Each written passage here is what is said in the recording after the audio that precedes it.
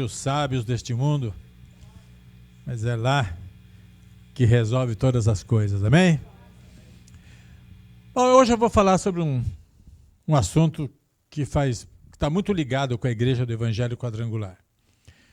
Nós somos a Igreja do Evangelho Quadrangular porque cremos em 4 doutrinas principais que definem, que distinguem a nossa igreja, que é Jesus Cristo salva. Segundo, Jesus Cristo batiza com o Espírito Santo. Terceiro, Jesus Cristo cura. E quarto, Jesus Cristo voltará. São as 4 doutrinas que abrangem todas as outras. Estão tudo aí dentro. Jesus Cristo vai voltar é o assunto de hoje que eu vou tratar aqui. O texto que eu vou ler é de Apocalipse, no capítulo 22. Nós vamos ler os 2 últimos versículos. Aqui diz: aquele que dá testemunho destas coisas diz: sim, venho em breve. Amém. Vem, Senhor Jesus. E termina com: a graça do Senhor Jesus seja com todos. Aqui, neste capítulo 22, interessante, né? Porque a Bíblia é um livro que não conta toda a história, porque precisaria muitos volumes. No dizer de João, nem todos os livros do mundo não conteriam toda a história daquilo que Cristo fez. Então a Bíblia acaba sendo um livro resumido. Mas mesmo nesse resumo, 3 vezes no capítulo 22 faz menção das palavras de Jesus dizendo: primeiro, no versículo 7, diz assim: eis que venho em breve. Jesus está falando aqui, versículo 7 do capítulo 22. Eis que venho daqui a 5.000 anos. Uau, por que não? Porque ele diz que vem breve, ok? Então, nós pregamos não o que o pastor pensa, mas aquilo que a Bíblia diz. Amém. Eis que venho, onde eu estou aqui, em breve. E aí vem um complemento. Feliz é aquele que guarda as palavras da profecia deste livro. Aleluia. Quer dizer, isto é uma profecia, eu venho em breve é uma profecia, porque não aconteceu ainda. Mas feliz é aquele que crê nisto. Aleluia. Então, olha para você assim e diz: eu sou feliz. Porque você crê nisto. Mas um pouquinho mais para baixo aqui, acho que é no versículo 12, de novo, Jesus fala: eis que venho em breve. Repetiu, vem em breve. Quer dizer, é uma mensagem urgente. Está sendo repetida, vem em breve. E complementa também dizendo: a minha recompensa está comigo. E eu retribuirei a cada um de acordo com o que fez. Então Jesus vem e certamente virá e traz uma recompensa que vai ser dada para cada um de acordo com o que cada um fez. A gente não sabe bem o que é essa recompensa, né? Mas seja o que for, ela vai ser proporcional ao que cada um fez. Então espere para receber coisas boas. Porque mesmo que seja pouco, o pouco vai ser bom. Porque Deus não dá coisa ruim, ok, gente? Sempre a recompensa que vem do alto é boa. E a gente não vai querer competir com Moisés, com Davi, e ficar lá. Vai que ele tem uma coroa desse tamanho, que nem cabe na cabeça dele, e a minha é tão pequenininha. Não. Aqueles homens fizeram coisas tremendas, né? Mas Deus vai recompensar a gente pelo que a gente fez. E olha, eu vou dizer, com a nova mentalidade que a gente vai ter lá em cima, todo mundo vai ficar contente. Agora, no final aqui vem: aquele que dá testemunho destas coisas diz: sim, venho em breve. Aqui é uma pergunta. Aquele que dá testemunho destas coisas diz: quem é este que dá testemunho dessas coisas?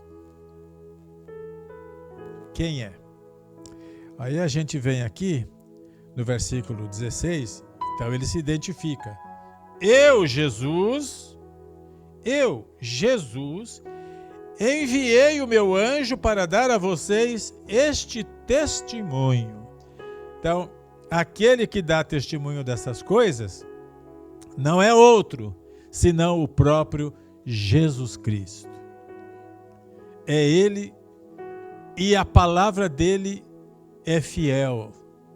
Tudo que Jesus falou se confirmou.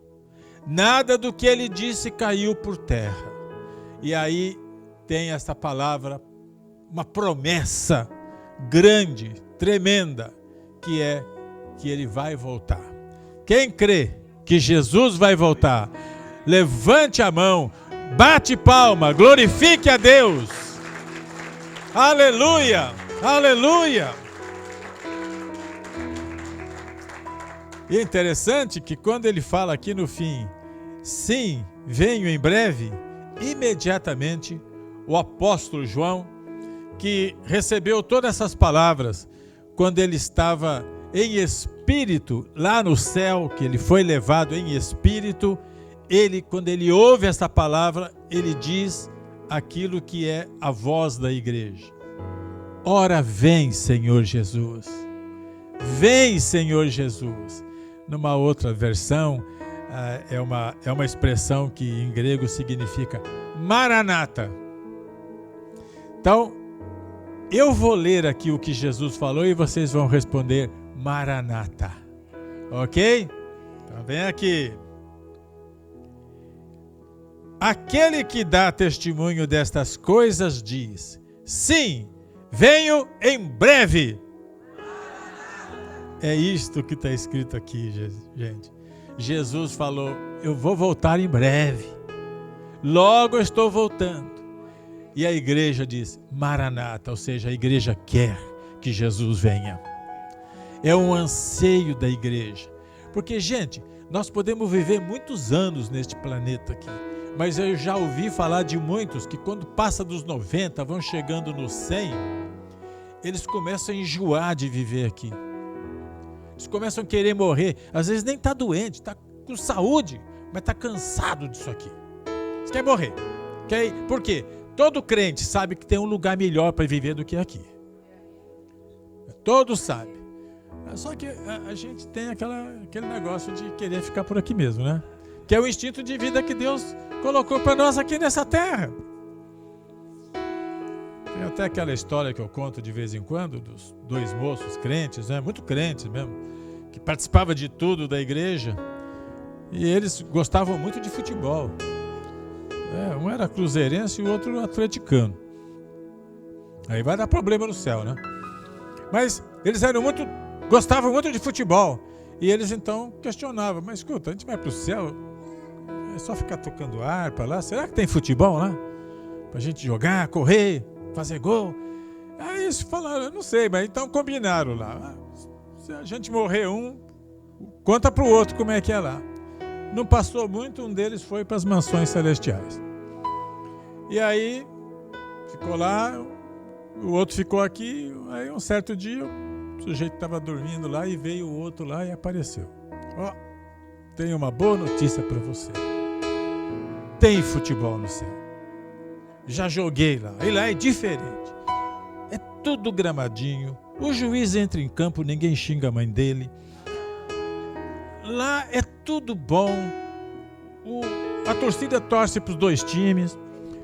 Faz gol para lá e para cá. É tudo diferente. E o cara aqui, glória, maravilha. Aí o outro falou: e você está escalado para jogar semana que vem.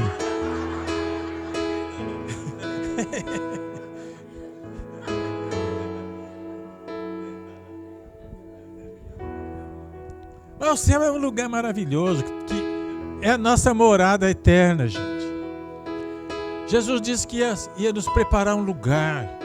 O lugar que Ele está nos preparando tem um nome, é uma cidade santa chamada Jerusalém. Existe a Jerusalém da terra, que está lá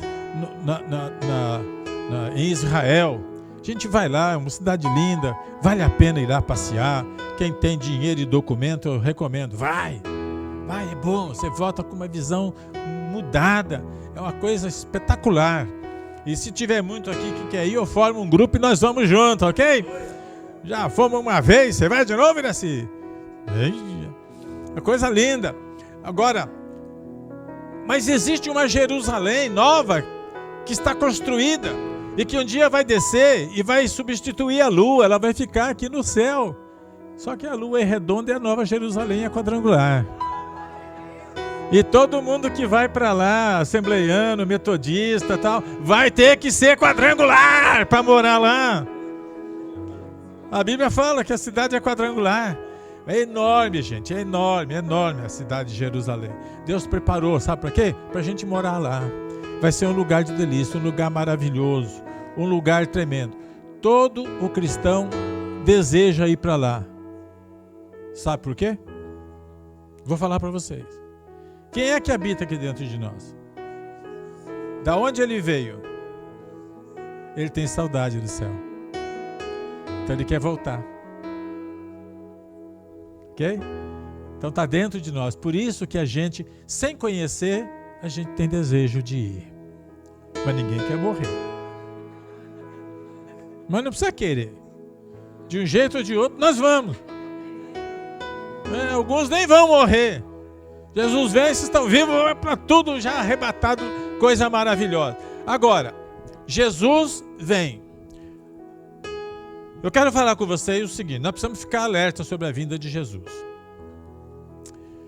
Nós não podemos ser apanhados desprevenidos. A Bíblia fala que, dá uma comparação, que a vinda do Senhor é comparada com um ladrão.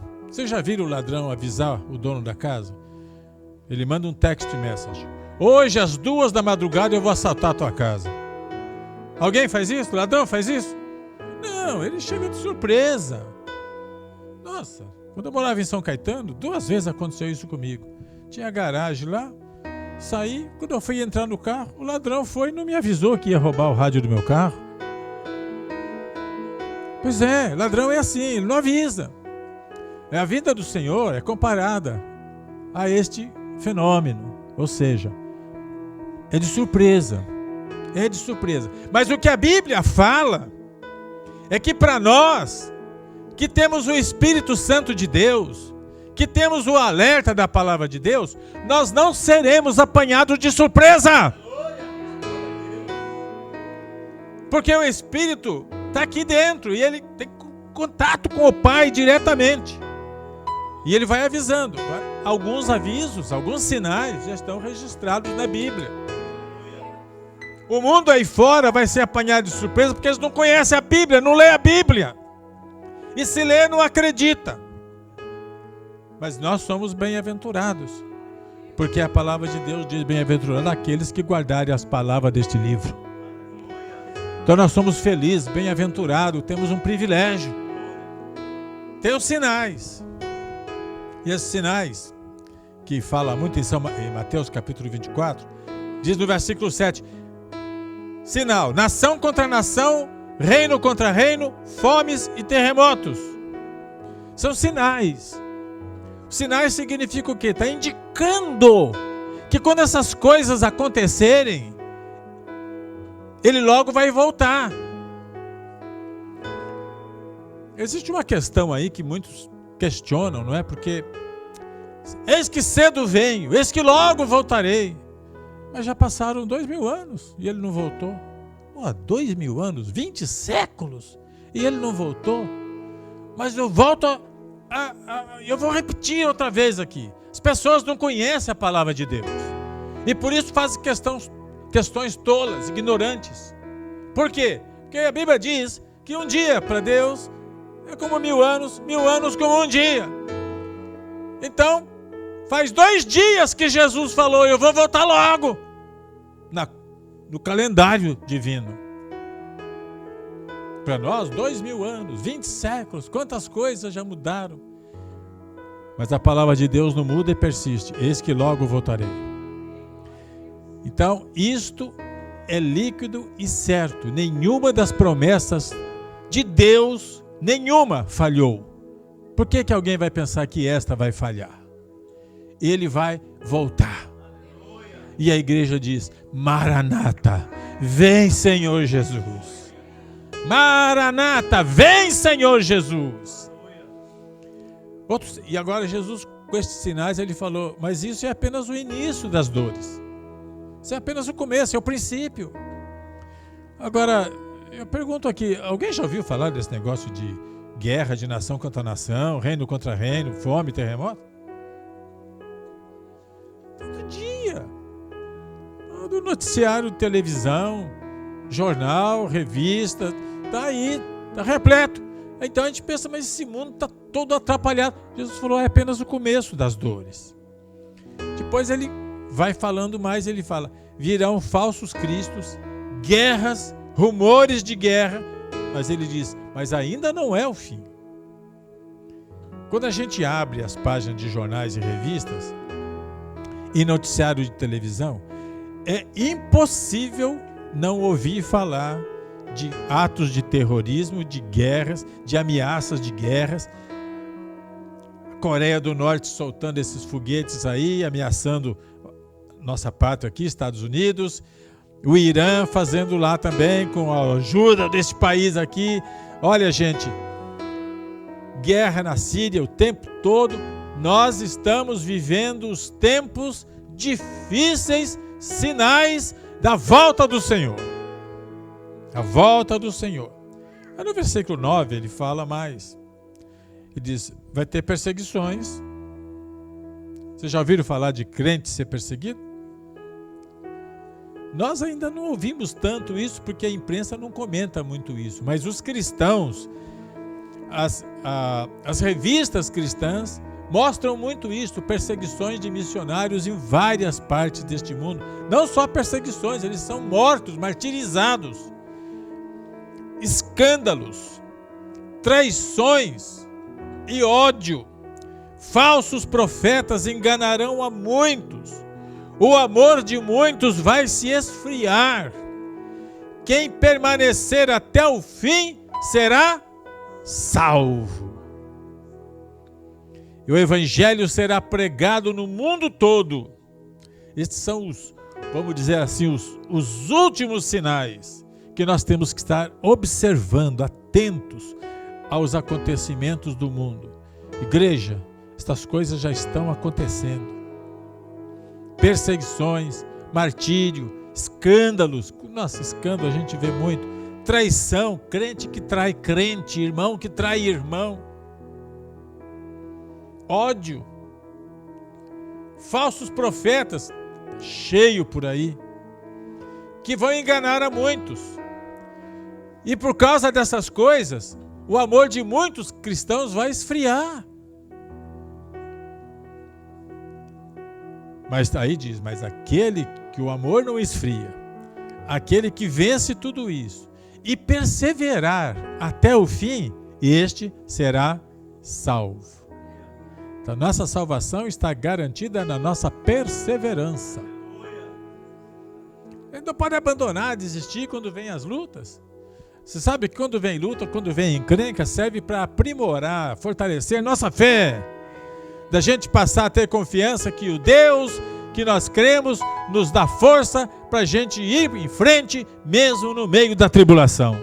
Essa é a esperança que o mundo não tem. E aí o evangelho será pregado no mundo todo. Boa notícia, o evangelho já foi pregado no mundo todo. Já foi pregado.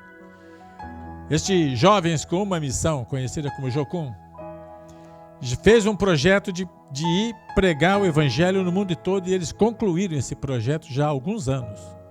De modo que não existe parte da terra onde já não se ouviu falar do evangelho. E aí Jesus falou, e aí virá o fim. Ok, a gente dá glória a Deus por isso? Então eu quero dizer, como é que vai ser para nós isto que chama de fim? Quando a Bíblia fala de futuro, a gente precisa ler várias vezes para entender, porque ela junta várias coisas no mesmo momento, no mesmo discurso, no mesma mensagem, na mesma pregação, fala de várias coisas. Para nós cristãos, para nós crentes em Cristo Jesus, o que chama de fim é o grande dia em que o Senhor virá buscar a sua igreja. A volta do Senhor a este mundo, este Maranata, vem Senhor Jesus, é um evento único que vai acontecer em duas fases. É um único evento, mas tem duas partes. Como é que é isso? Vou voltar às minhas comparações futebolísticas. É que nem um jogo de futebol. 90 minutos. Mas tem primeiro tempo e segundo tempo. Aí no primeiro tempo, o jogo está 0-0. Ninguém ganhou ainda. Mas no segundo tempo, o Corinthians dá de 4-0. Ok? Então, são duas fases distintas. Na primeira fase, Jesus Cristo vai voltar. É aí que nós entramos, gente. É aí que nós temos participação direta. Por quê? Cada um de nós, cada um tem que estar esperando não a morte. Nós temos que esperar a volta do Cordeiro. Quem está preparado para a volta de Cristo está preparado para morrer. Morte pode vir a qualquer momento, ok? Mas essa volta do Cordeiro, ela vai ser tão rápida que as pessoas não vão ver. É um piscar de olhos. Se você piscar o teu olho agora, você imagina, não dá acho que nem um segundo. É esse período de tempo tão curto, tão reduzido, que vai acontecer algo tão grande que vai abalar este mundo. O Filho de Deus está nos ares, lá em cima. Os mortos em Cristo, que morreram salvos, são ressuscitados. E no piscar de olhos, e sobe e encontra o Senhor nos ares. E os que estiverem vivos, nós que estivermos vivos, teremos o nosso corpo transformado. Haja poder, hein, gente? Mas o Deus que criou é o Deus poderoso para transformar também. Quem do nada fez a gente, não vai ter poder para transformar o que já está pronto aqui? Então, transforma e a gente chega depois. Os que morreram chegam primeiro. E a gente chega depois. Todos, dizem Tessalonicenses, encontraram o Senhor nos ares. Então o mundo não vê. O mundo só fica em confusão aqui. Aqui é só tragédia. Porque a partir deste momento da volta de que Cristo vem levar a sua igreja, porque a Bíblia diz que nós não fomos criados para a ira, porque a ira é o seguinte, que a Bíblia usa essa palavra, a ira de Deus, que vai se manifestar nos 7 anos de tribulação. A igreja vai ficar livre, porque nós não fomos chamados para a ira, nós somos chamados para a alegria, para a bênção, para a felicidade. Deus nos livrou, Deus nos dá esta libertação. Então a gente sobe, a igreja sobe, fica lá com o Senhor por 7 anos. Daqui da terra, 7 anos lá em cima, aprendendo a viver no céu. Nós vamos ter aula, Instituto Teológico Quadrangular no céu. Ensinar como é que vive lá, gente. É diferente. Novas leis, nova língua, novos carros lá vão ser de fogo. Então é tudo diferente. Nós temos que aprender a viver lá. O nome da rua, onde mora Moisés, onde mora Abraão, Davi. Cada um tem sua casa, sua residência, tem as ruas. Nova Jerusalém, muito grande, muitas camadas, ruas muito longas. Gente, vamos aprender a viver. Recebe o galardão. Nosso movimento será diferente. Mas aqui na terra, caos, confusão.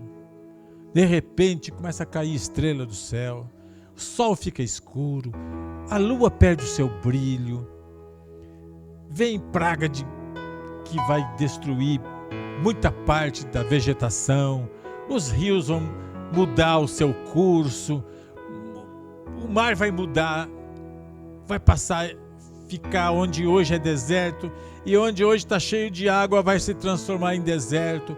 Os polos vão mudar. Hoje está aqui, mais ou menos aqui, o norte e o sul. Vai dar uma virada, uma mudança total. Muita gente vai morrer, muita gente vai sofrer. E diz a Bíblia que com tudo isto, eles não vão se arrepender. Eles vão continuar blasfemando o nome do Senhor. Então alguém fala, poxa, mas Deus vai fazer isso com a humanidade? Vai, porque a humanidade está distante de Deus. Distante. Um remanescente vai ficar, vai permanecer. E este remanescente é que vai entrar pelo milênio. Agora vejam bem. Eu falei que são duas etapas. A primeira etapa, primeiro tempo, né? Primeira fase, Jesus vem, ninguém vê. Mas na segunda, 7 anos passado aqui na terra, veio o anticristo, falso profeta, já apareceram por aqui, fizeram muita miséria por aqui, muita guerra, muita confusão, vão lutar e vencer os crentes, vai castigar Israel, mas Deus estará e está no controle de tudo. Alerta, igreja, Deus está no controle. Parece que não, mas lá no trono tem gente lá, Ele está lá, comandando tudo. Em última análise, não é como o diabo quer, é como Deus quer. As coisas estão sendo colocadas em ordem, porque depois de 7 anos, aí se dará a segunda parte, a segunda fase deste grande evento. Jesus Cristo volta, e aí a Bíblia diz, e todo olho o verá. Essa frase, todo olho verá, trouxe no passado muita crítica à Bíblia. Parecia um negócio impossível. Todo olho verá. Mas hoje, gente, nós vimos coisa que acontece no mundo inteiro pela televisão. Fácil. Aí Jesus voltará, visível. Não volta sozinho. Quando ele veio ao mundo pela primeira vez, ele veio com um bebê na barriga da Maria. Nasceu na manjedoura, viveu muito sofrimento aqui. Eu diria que ele veio como um cordeiro. Agora ele vem como um leão. Agora ele volta como rei. Agora ele volta coroado. Agora ele volta com todo o seu poder. Todo joelho vai se dobrar e toda língua vai confessar: Jesus Cristo é o Senhor.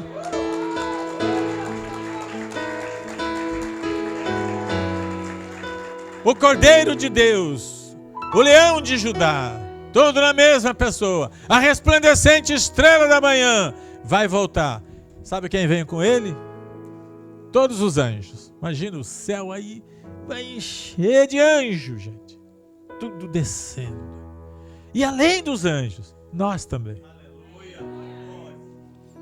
A gente vem. Uns vêm na frente, outros vêm na rabeira. Mas a gente vem. Todo mundo desce. Aquela glória, aquele esplendor. Que na terra está sendo travada uma luta terrível do anticristo contra o povo de Israel. Porque Israel vai se converter em massa. Vai acabar a incredulidade. Eles vão ter honrado o anticristo, mas vão ser traídos por ele, e eles vão reconhecer que o verdadeiro Messias, o ungido de Deus, é aquele que eles negam hoje, Jesus Cristo, que eles crucificaram. Aí vão se converter. Aí Jesus vem, desce, derrota o anticristo,